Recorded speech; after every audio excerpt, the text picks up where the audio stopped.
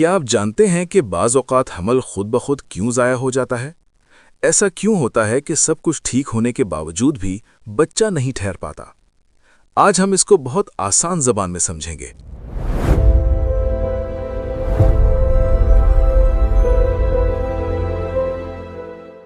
اسقاط حمل اس حالت کو کہتے ہیں جب حمل ٹھہرنے کے بعد بچہ رحم کے اندر ہی مر جائے یا وقت سے پہلے باہر نکل جائے، یعنی حمل ٹھہرنے کے 12 ہفتوں کے بعد اور 28 ہفتوں سے پہلے بچہ رحم کے اندر ہی مر جائے یا رحم سے خارج ہو جائے۔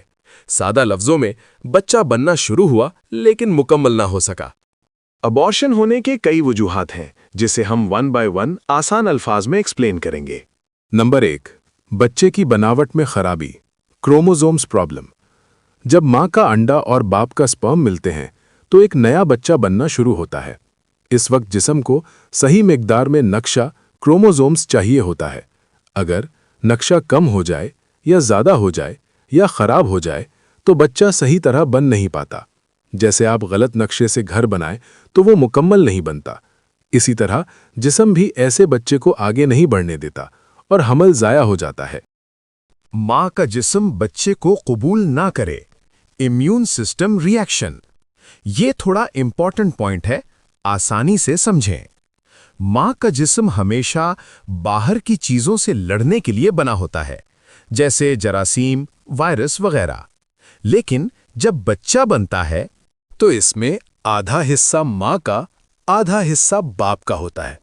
اب ماں کا جسم کبھی کبھی بچے کے باپ والے حصے کو اجنبی سمجھ لیتا ہے اور اس پر حملہ کرنا شروع کر دیتا ہے۔ جیسے جسم بیماری سے لڑتا ہے، ویسے ہی غلطی سے بچے سے لڑنے لگتا ہے۔ نتیجہ، بچہ کمزور ہو کر ختم ہو جاتا ہے۔ نمبر 3، ماں کی بیماری۔ اگر ماں کو بیماری ہو جیسے خسرہ، شوگر، ذیابیطس یا کوئی انفیکشن تو بچے کو صحیح غذا اور ماحول نہیں ملتا۔ جیسے خراب زمین میں پودا نہیں اگتا، ویسے ہی بچہ بھی صحیح نہیں بڑھ پاتا اور حمل ضائع ہو سکتا ہے۔ نمبر 4، رحم میں مسئلہ، یوٹرس پرابلم۔ بچہ رحم میں ہی بڑھتا ہے۔ اگر رحم کے اندر جھلی بن جائے، جگہ تنگ ہو یا شکل ٹھیک نہ ہو تو بچے کو جگہ نہیں ملتی۔ جیسے تنگ جگہ میں پودا نہیں بڑھتا، اسی طرح بچہ بھی نہیں بڑھ پاتا۔ نمبر 5، رسولی یا کینسر۔ اگر رحم میں رسولی یا کینسر ہو تو وہ بچے کی جگہ اور خوراک دونوں کو متاثر کرتا ہے۔ نتیجہ، بچہ کمزور ہو جاتا ہے اور ضائع ہو سکتا ہے۔ نمبر 6، نقصان دہ دوائیں۔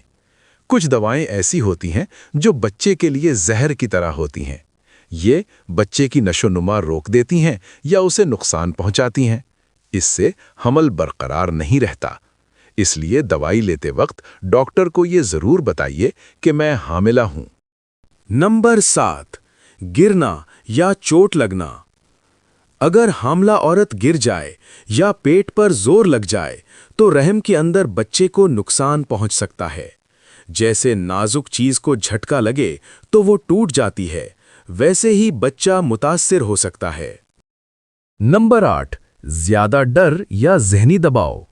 شدید ڈر، صدمہ، ٹینشن جسم کے ہارمونز کو خراب کر دیتے ہیں۔ یہ ہارمونز بچے کو سنبھالنے میں مدد دیتے ہیں۔ جب یہ بگڑ جائیں تو حمل بھی متاثر ہو جاتا ہے۔ نمبر 9، ہارمونز کی کمی۔ خاص طور پر پروجسٹرون ہارمون بہت ضروری ہوتا ہے۔ یہ بچے کو رحم میں پکڑ کر رکھتا ہے۔ اگر یہ کم ہو جائے تو بچہ ٹھہر نہیں پاتا۔ Number 10، RH factor. ہمارے خون میں ایک خاص چیز ہوتی ہے جسے RH فیکٹر کہا جاتا ہے۔ اگر یہ موجود ہو تو انسان RH پازیٹیو ہوتا ہے، اگر یہ نہ ہو تو انسان RH نیگیٹو ہوتا ہے۔ مسئلہ کب ہوتا ہے؟ مسئلہ تب ہوتا ہے جب ماں ہو RH نیگیٹو اور بچہ ہو RH پازیٹیو۔ فرض کریں ماں کا جسم ایک گھر ہے اور بچہ اس گھر میں رہ رہا ہے۔ اب اگر بچے کا خون ماں کے خون سے مختلف ہو تو ماں کا جسم اسے اجنبی سمجھ لیتا ہے۔ پھر کیا ہوتا ہے؟ ماں کا جسم بچے کے خون کے خلاف لڑنا شروع کر دیتا ہے، اینٹی باڈیز بناتا ہے۔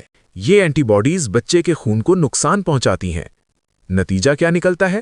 بچے کا خون کمزور ہو جاتا ہے، بچے کو آکسیجن نہیں ملتی، بچہ رحم میں کمزور ہو جاتا ہے اور بعض صورتوں میں حمل ضائع بھی ہو سکتا ہے۔ پہلے حمل میں اکثر مسئلہ نہیں ہوتا، لیکن دوسرے یا اگلے حمل میں خطرہ زیادہ ہوتا ہے کیونکہ ماں کا جسم پہلے سے تیار ہو جاتا ہے۔ نمبر 11، وائٹامن ای کی کمی۔ یہ وائٹامن بچے اور ماں کے درمیان جو نالی ہوتی ہے، پلیسنٹا، اسے مضبوط رکھتا ہے۔